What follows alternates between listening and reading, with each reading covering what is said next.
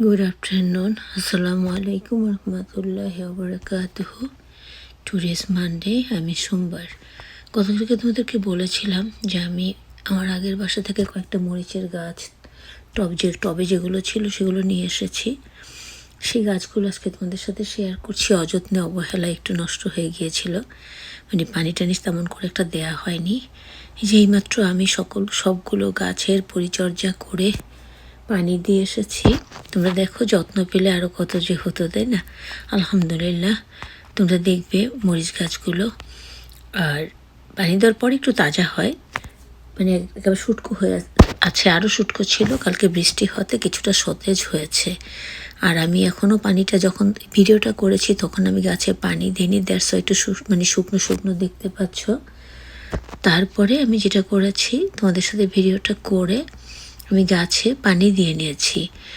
গাছে পানি দিয়ে গাছের একটু ঘাস টাস পরিষ্কার করে পাতা কিছু ছেটে দিয়ে তারপরে ঘরে এসে টুকটাক কাজ করে তোমাদের ভাইয়ের একটু কাপড় ধুয়ে একটু 2টা রুম একটু মুছলাম। অনেক ময়লা ঘরে, 4টা বিড়াল তো প্রচণ্ড রকম ময়লা।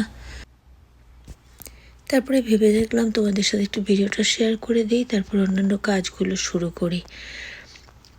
আশা করছি সবাই ভালো আছো। আর এই প্রত্যাশাটুকু আমি আখি গ্যালারি সব সময় রাখি, কেননা আল্লাহ পাক মানে আশাবাদী বান্দাকে ভালোবাসেন। তাই আমরা আশা পোষণ করব, আমাদের যতটুকু ভাগ্যে আছে আমরা ততটুকু ইনশাল্লাহ পাবো।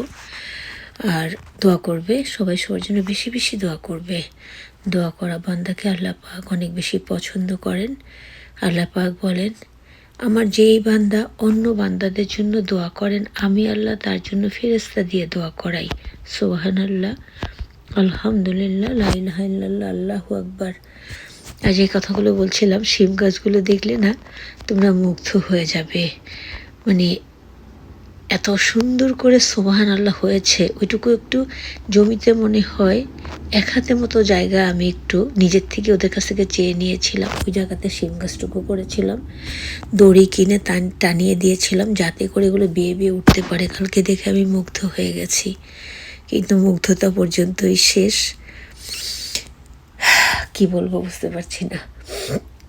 এটা হলো এখন যেখানে গাছগুলো দেখতে পাচ্ছ, প্রত্যেকে জানো এটা হলো আমাদের নতুন বাসা। আর সেখানে আমি মরিচের টবগুলো এনে জাস্ট সেট করেছি। আর 2টা শিমের গাছ নিয়ে এসে অন্য টবে মানে আগাগুলো কেটে দিয়ে গোড়াটা নিয়ে এসেছিলাম, এসে অন্য টবে ট্রান্সফার করে দিয়েছিলাম সেই শুরুর পরের দিনই। সেটা একটু বেয়ে উঠেছে, দেখা যাক কী হয়। অলরেডি ঠান্ডা প্রায় পড়েই গেছে। যে মরিচ গাছটা দেখো যেটা চলে গেল, সেটা গতকালকে একটা জায়গা থেকে উঠিয়ে এনে, এটা আমার গাছ, জায়গা থেকে উঠিয়ে এনে আমি টবে তুলেছি। দ্যাটস এটা মানে মৃত মনে হচ্ছে।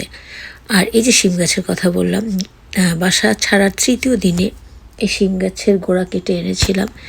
দেখলাম যে ভালোই মাশাআল্লাহ তাজা হয়েছে, যদি ধরে তো আলহামদুলিল্লাহ। সবাই ভালো থাকবে। আবারও আল্লাহ হাফেজ এবং আসসালামু আলাইকুম ওরহমাতুল্লাহি ওয়া বারাকাতুহু।